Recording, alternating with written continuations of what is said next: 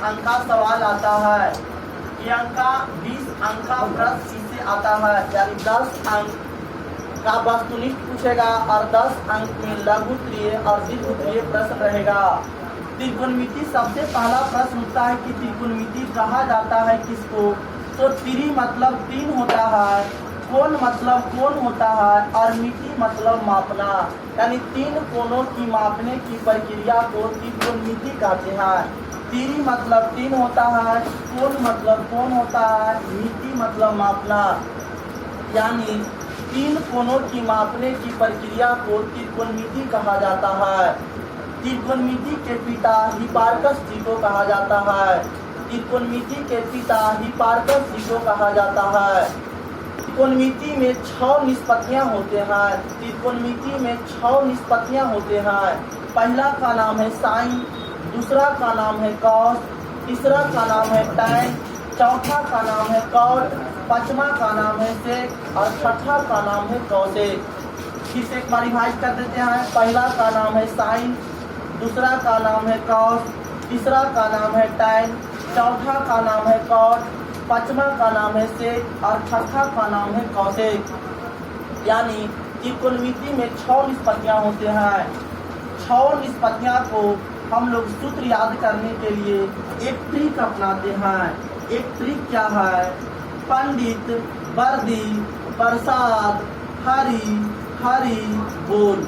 पंडित, वर्दी, प्रसाद, हरि, हरि बोल। यानी पी का मतलब होता है लंब, पी का मतलब होता है लंब, बी का मतलब होता है आधार और एच का मतलब होता है कर्ण।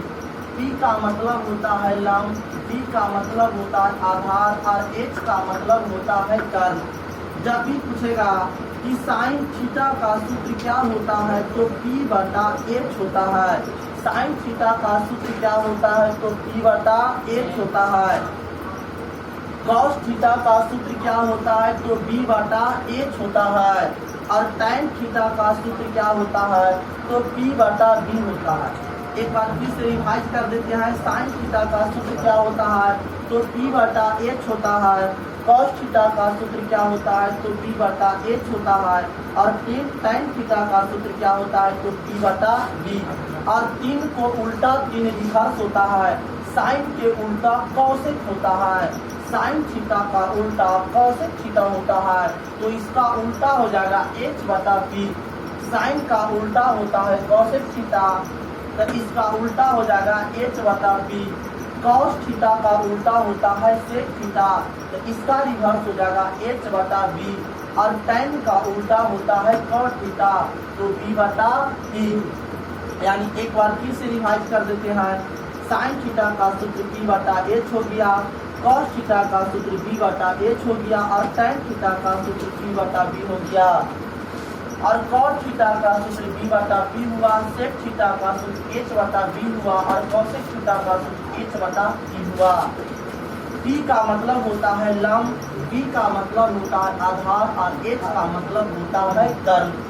हमेशा समकोण त्रिभुज का ही चर्चा किया जाता है। त्रिकोणमिति में हमेशा समकोण त्रिभुज का ही चर्चा किया जाता है। त्रिकोणमिति में हमेशा समकोण त्रिभुज का ही चर्चा किया जाता है। समकोण त्रिभुज किसको कहा जाता है? वैसा त्रिभुज जिसका एक कोण 90 डिग्री होता है उसको समकोण त्रिभुज कहा जाता है। अगर बाबू ये हम अगर थीटा मान लेंगे तो समकोण के सामने वाला को पी कहते हैं, थीटा को सोझे वाला को पी कहते हैं, नीचे वाला को बी कहते हैं और ई पति वाला को एच कहते हैं। यानी थीटा को सामने वाला को बी कहते हैं, जिस पर समकोण बैठ जाता है उसको बी कहते हैं और इसको क्या कहते हैं? एच कहते हैं।